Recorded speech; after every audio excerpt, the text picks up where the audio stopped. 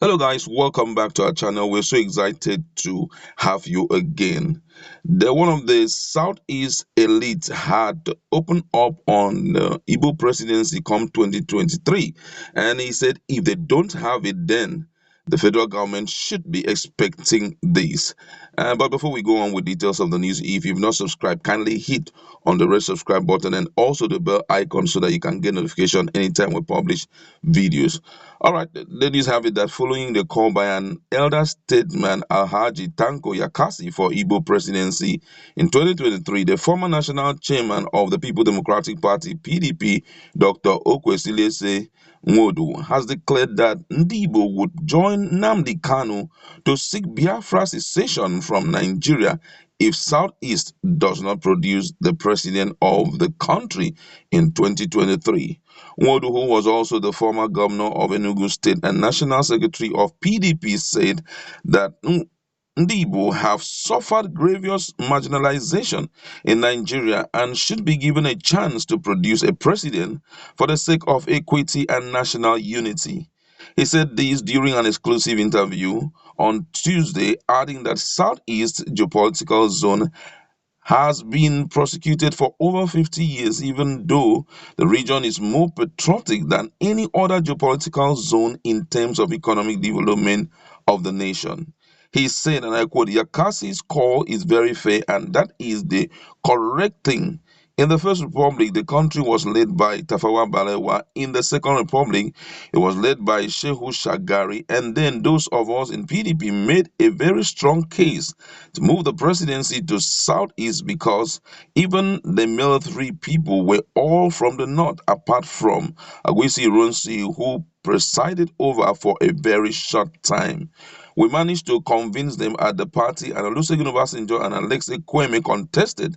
That was when Obasanjo won. And after his tenure, he handed power to another northerner, led Alhaji Musa Yar'Adua, who unfortunately died in office, and the vice president completed the tenure. President Muhammadu Buhari will complete his 80 years in office by 2023. Following equity, the presidency should come to the southeast because Obasanjo was president for 80 years. Now, Yemi Osinbajo is also the vice president and will finish his 80 years tenure by 2023. So, in southern Nigeria, it will be a total disaster if we do not produce the next president because we have been terribly marginalized since the end of the Civil War. For 50 years now, we have been prosecuted for having fought for freedom. When will these marginalizations stop? Anybody who loves Nigeria and who wishes Nigeria well should go for Igbo presidency in 2023 for unity, fairness, equity, and for Nigeria to move forward. It is only an Igbo man who will not marginalize any part of Nigeria because we constitute the semen that holds the country together. We are the only tribe that you find in every nooks and crannies of Nigeria doing business and developing wherever they are as if it was theirs. I don't believe that the Igbos are not united. There had never been a time when any region produced a consensus candidate. Everybody emerged through primary election. The last election was zoned to the north, and Atiku Abubakar contested with other aspirants before the emerged PDP candidate. So did Buhari contest with other candidates before emerging the candidate of the All Progressive Congress APC. There is no zone that has produced a candidate by consensus. It doesn't matter how much people are interested, they will be subjected to party primaries, and the person will with highest vote will win. I agree with Nnamdi Kanu in everything he says about the marginalization of the Igbo. He, more than any other person, has put it on the international map. If Nigeria tells the elite from Southeast that they would be treated as second-class citizen in Nigeria and that they can never be president, almost all of them will go with Kanu to fight for Biafra. Anybody who wants to be a second class citizen can support whoever he wants. Any Igbo man who wants to be quit secure future for himself and generation yet unborn should support this call for Igbo presidency. In the spirit of fairness and equity, Nigeria should give the presidency to Southeast in 2023. Otherwise, we will join him and fight for Biafra. Those were his words. I have my colleague in the house and we want to look at these critically. But before we do that, let's just look at what Nigerians have to say. This one said, I don't get it. Igbos are trying to blackmail APC to give them the presidency after voting for PDP since 1999. Can you work for a bank and receive salary from another bank? I am done talking. And another person say, you go cry tire cause no Igbo will occupy that seat in another 19 years. Wow, Abba, that's Abba. strong. This one says the problem with all this is throughout recorded history from the beginning of time, after all the fighting and agitation for rights, revolution, and what have you, a handful of men will end up hijacking the entire territory, including the living things in it, turning it into their private property. A lot of responses from Nigerians. Looking at this, do you think that it's a threat to the government or to threat to the parties as APC, PDP to give Igbo presidency a chance? Or do you think that he's just in his mind? Well, he's airing his mind, but one thing I do know for sure, that the more Mazi Nnamdi Kanu is clamoring for Biafra agitation, the more, okay, the more they are tempted to look into the issue of Igbo presidency. Because one thing is certain too, that greater number of Igbos that are not politically elite, that are not in the political class, would rather prefer to go with Biafra.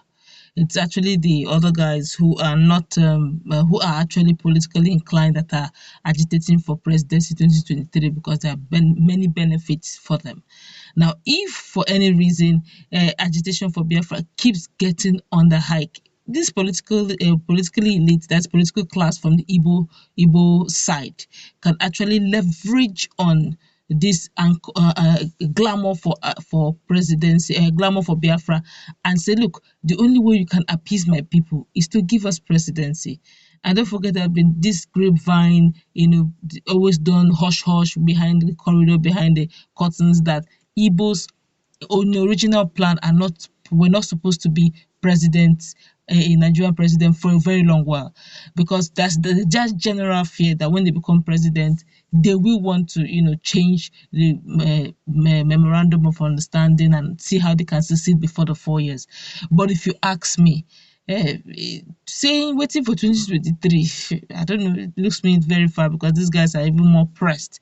Some of the Biafrans will tell you that they are hoping that 2020 is their year, and you're talking about 2023. That means you want to wait till 2023 before you know whether you go for Biafra or not. I don't know how it goes. All right. And now another issue that I want us to look at is this issue of marginalization. Talking about marginalization and all of that, they can't be it again. Do you think that the Igbos are overly marginalized? Because looking at some quarters and looking at some one or two things that I've heard people talk about, I've realized that it's not all about giving the power to Igbo person, but it's all about giving it to someone who is Competent, yes. conscientized, competent, and is ready to take over Nigeria and look at it as a family that he's given the responsibility to fix.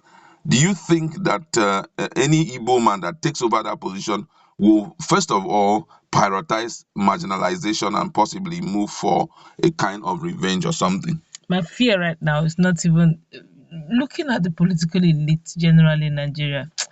Nigeria, we lack great leaders. What I mean Are is you that sure we lack great what leaders, what I mean or they're is not given a greedy. chance? No, I mean those who are actually in political settings right now. Okay. They yes, they have the vision, but they are very greedy. Permit me to use the word very greedy. They're thinking of themselves, because if looking at what is happening in NDDC now, would you say that President Muhammad Buhari is the one entering NDDC to loot NDDC funds? No, he's not He's the not the one. one. Of course. He's not the one. Let's look at the truth. Let's call a spade a spade. Sometimes we begin to shout, say, "Oh, we want to succeed." I'm not against that, but if you check, it's even your own people that are Exactly. also looting your funds. The Yes. good roads that are supposed to be on the road, they have looted the funds meant for it, and you are shouting that it's Buhari that is causing this. Is it Buhari that who has given the funds for your state, and your state governor have refused to make it happen, and you are blaming it on Buhari? How is it his fault? Exactly. On that ground now, if you carry that same set of leaders into Biafra, what will change? Exactly. You're It's just talking moving the because same corrupt situation down into the new Biafra. yeah. Now, I just want to put something there. The issue of trying to exempt the presidency from it, especially from the state level, Yes, because state level. That's I what I'm understand referring what you're to. trying to say, because I can still remember when this guy presented the audit report that the Imo State government presented the report about a particular this thing commission, Oil, yeah. yeah, oil commission, Imo's ISOPEC. ISOPEC, exactly, presented it. I was like, the money has been given to you guys, use it and develop Imo State. But instead, people are squandering it. Now, via the audit report, we heard that about from so time to so time, from June last year till now, about some good amount of money, close to 3.3 billion, has been expended. While for all other years that have passed, such an amount has not been expended. And you're like, what did they do with the money? You Still the understand? same email. Nothing has really Yeah, changed. is it Buhari that came and did that? Is that Fulani Hatesman that came and did that? Is it No. all those names that we normally call them? Are they the ones that did it? Of course, no. So, which means this thing runs in the blood of Nigerians. If we don't wake up and take drastic, you know, in 2000 and I think it's 15 or so, yeah, 2015, there was this slogan then by APC, and it was talking about the change begins with you. As we so much hate talking about APC and some other, but there are certain words someone will say, and you think about it. The change actually begins with every one of us. Because if, for example, the federal government is failing in their responsibility up there, and in the state level, you are doing all your best, and you are making use of all the funds available to you to fix your state, by now we would have been long improved. But unfortunately, everybody just want to be doing the same thing over and over again. Corruption here and there, you know. That's why it looks almost as if we are fighting a lost battle. Now, if some people say, okay, give it to some set of people, not everybody, say give it to Igbos. Now, let's give it with sincere understanding. Now, with all amount of sincerity. If you bring in that corrupt Igbo leader that you just want to bring in because it's your clan person or is your tribal person, and it enters, the impunity continues. After all, the North, they put all the security chiefs were all Northerners.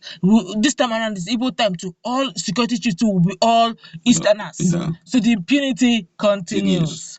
So that's just the challenge until we begin to look at the right direction of competence and not tribe. Yeah, Competence, excellency, somebody who has the people at heart, hearts, exactly. and People not centric. religion Yes, and not ethnicity. Then we are on our pathway to recovering as a nation. But yes. if you're putting it on the grounds of religion, ethnicity, tribe, and party differences, we have lost it. Wow, that's where we're going to leave it. Go to our comment section. Please be very objective and be reasonable. What do you think about what this man has just discussed? Said if they don't give them a chance, then they are going to join Biafra. Do you think that will make the